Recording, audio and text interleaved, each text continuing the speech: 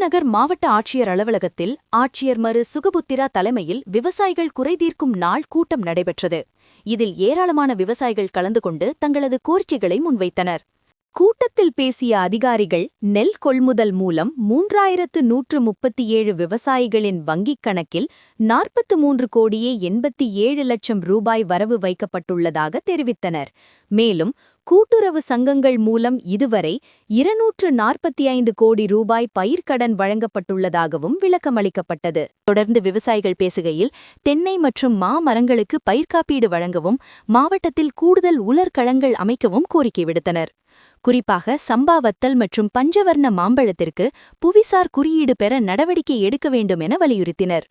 மம்சாபுரம் நூலக கட்டிடத்திற்கு சிறப்பு நிதி ஒதுக்கப்படும் என உறுதியளித்த ஆட்சியர் நீர்நிலைகளில் கழிவுகளை கொட்டுவோர் மீது கடும் நடவடிக்கை எடுக்கப்படும் என எச்சரித்தார்.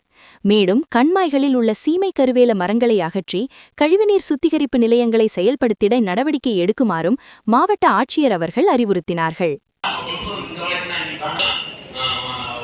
கோரிக்கை வந்திருக்கு அப்படிங்கிறத மாவட்ட ஆட்சியருடைய கவனத்துக்கு கொண்டு வரலாம். இன்னைக்கு பார்த்தீங்கன்னா நம்ம கூட்டம் போடுறதுக்கு முன்னால மாவட்ட ஆட்சித்தலைவர் அந்த முடிவு எடுத்து நம்ம ஒரு நல்ல முடிவு எடுத்து அதை சிறப்பாக செயல்படுத்தி இப்போ மறுபடியும் பார்த்தீங்கன்னா 1000